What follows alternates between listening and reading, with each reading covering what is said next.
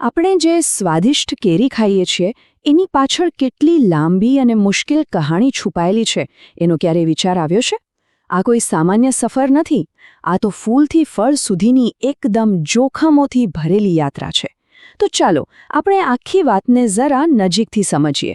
તો સવાલ એ છે કે કેરીના એક ફૂલની ફળ બનવાની શક્યતા કેટલી? જવાબ જાણીને કદાચ નવાઈ લાગશે. માત્ર 0.1%. હા, આ આંકડો બિલકુલ સાચો છે. મતલબ કે હજારો ફૂલોમાંથી માંડ કોઈ એક ફૂલ ફળ સુધી પહોંચી શકે છે. ખરેખર ચોંકાવનારી વાત છે. પણ સવાલ એ છે કે આવું કેમ થાય છે? આટલી ઓછી સફળતા કેમ? આની પાછળનું વિજ્ઞાન શું છે?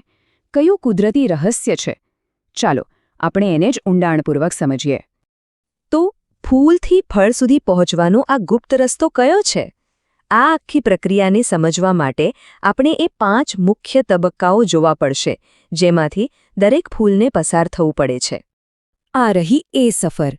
સૌથી પહેલાં કળીનું નિર્માણ થાય છે, પછી ડાળી લાંબી થાય છે, ત્રીજા તબક્કામાં ફૂલ ખીલે છે, ત્યાર પછી આવે છે પરાગનયન અને છેલ્લે ફળ બંધાય છે. પણ યાદ રાખજો, આ દરેક તબક્કો પોતે એક મોટો પડકાર છે.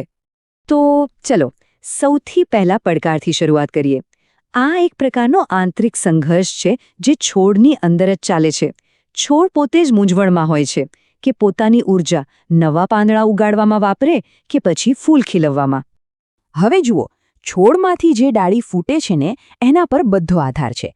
જેમ કે કેટલીક ડાળીમાં પહેલા પાંદડા આવે ને પછી ફૂલ. પણ ખેડૂત માટે જે સૌથી શ્રેષ્ઠ છે, જે એમના માટે એક ઇનામ જેવું છે, એ છે જનરેટિવ ડાળી.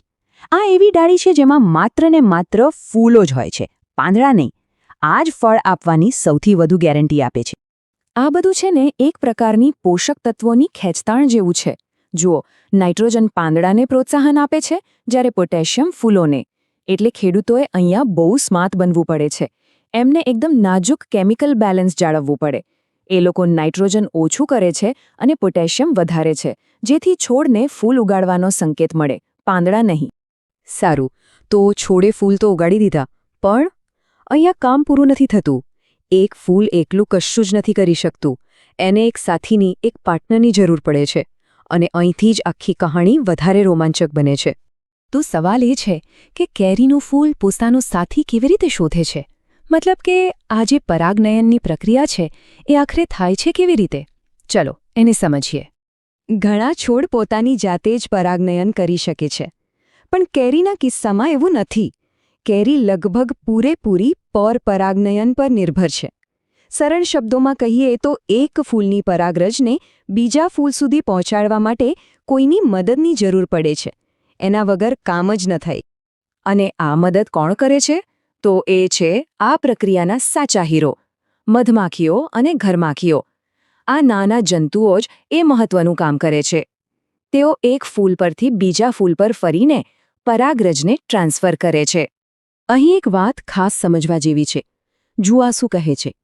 જો તમે કોઈપણ પ્રકારની જંતુનાશક દવાનો છંટકાવ કરશો તો આ ઘરમાખીઓ મરી જશે, પરાગરાજકો ખતમ થઈ જશે, તમને સૌથી ઓછું ફળ બંધારણ મળશે. આનો સીધો મતલબ એ છે કે જો આ મદદગાર જંતુઓ જ નહીં રહે તો ફળ બનવાની શક્યતા લગભગ શૂન્ય થઈ જશે. સારું, હવે આપણે આગલા મહત્વના પરિબળ પર આવીએ, અને એ છે પાણી. આખા બગીચાની જીવાદોરી. ખેડૂત પાણીનું મેનેજમેન્ટ કેવી રીતે કરે છે એના પર પણ ઘણો બધો આધાર છે. અહીં ખેડૂત પાસે 2 મુખ્ય રસ્તા છે. એક છે જૂની પદ્ધતિ, એટલે કે પૂર સિંચાઈ, જેમાં પાણીનો બગાડ પણ થાય અને ભેજ વધવાને કારણે પાવડરી મિલ્ડ્યુ જેવી ફૂગના રોગોનું જોખમ પણ વધી જાય. અને બીજો રસ્તો છે આધુનિક ટપક સિંચાઈ. આ પદ્ધતિમાં પાણી સીધું મૂળમાં જાય છે, બગાડ અટકે છે અને રોગ થવાની શક્યતા પણ ઘટી જાય છે. હવે જ્યારે ફળ બંધાવાનો છેલ્લો અને સૌથી અગત્યનો તબક્કો આવે છે, ત્યારે છોડની ભૂખ વધી જાય છે. એને ખાસ પોષક તત્વો જોઈએ, જેમ કે ફોસ્ફરસ, જે લગભગ 50% જેટલો જરૂરી છે, કારણ કે એ ફળના કેન્દ્રને બનાવવામાં મદદ કરે છે. સાથે સાથે બોરોન અને કેલ્શિયમ પણ ખૂબ જ જરૂરી છે. આ બધી વાતો પરથી એક વસ્તુ તો સ્પષ્ટ છે: સફળતા ફક્ત નસીબની રમત નથી. આજની કેરીની ખેતી એકદમ ચોક્કસ વિજ્ઞાન બની ગઈ છે, જે પૂરેપૂરી ડેટા પર ચાલે છે. એટલે જ કહી શકાય કે આજના ખેડૂતને એક વૈજ્ઞાનિક પણ બનવું પડે છે. ખાસ કરીને ફૂલ આવવાના જે 60 દિવસ હોય છે એ દરમિયાન તો દર ત્રીજે દિવસે ખેતરનું બારીકાઈથી નિરીક્ષણ કરવું પડે. ફૂલના રંગ કે આકારમાં થતો નાનકડો ફેરફાર પણ કોઈ મોટી સમસ્યાનો સંકેત હોઈ શકે છે અને એને તરત જ પકડવો પડે. તો આ ડેટા આવે છે ક્યાંથી? એ માટે ખેડૂત પાસે એક આખું ટૂલકિટ હોય છે. એમાં જમીનનું વિશ્લેષણ, પાણીની ગુણવત્તાના રિપોર્ટ્સ, કયા પોષક તત્વો ઉપલબ્ધ છે એનો ડેટા અને છોડના સ્વાસ્થ્યનું સતત અવલોકન આ બધું જ સામેલ છે. જો આ ડેટા ન હોય તો ખેડૂત જાણે અંધારામાં જ તીર ચલાવી રહ્યો છે. આ જ ડેટા આધારિત અભિગમનું પરિણામ છે અલ્ટ્રા હાઈ ડેન્સિટી પ્લાન્ટિંગ, એટલે કે UHDP. આ એકદમ આધુનિક પદ્ધતિ છે. આમાં 1 હેક્ટરમાં વધુ વૃક્ષો વાવવામાં આવે છે અને વૈજ્ઞાનિક રીતે કાપણી કરીને એમની વૃદ્ધિને નિયંત્રિત કરવામાં આવે છે. આખા બગીચાને એક હાઈટેક ફેક્ટરીની જેમ મેનેજ કરવામાં આવે છે. અને આનો ફાયદો? પરિણામ આપણી સામે છે. પરંપરાગત ખેતીમાં જ્યાં માંડ 5 થી 8 ટન ઉપજ મળે છે, ત્યાં UHDP પદ્ધતિથી 53 ટન સુધી ઉત્પાદન. ભવિષ્ય માટી કરતાં ડેટા પર વધુ નિર્ભર છે. જેમ જેમ ટેકનોલોજી અને વિજ્ઞાન આગળ વધી રહ્યા છે, એવું લાગી રહ્યું છે કે કદાચ ભવિષ્યના ખેડૂતનું સૌથી શક્તિશાળી ઓજાર પાવડો કે ટ્રેક્ટર નહીં, પણ ડેટા અને સ્પ્રેડશીટ હશે.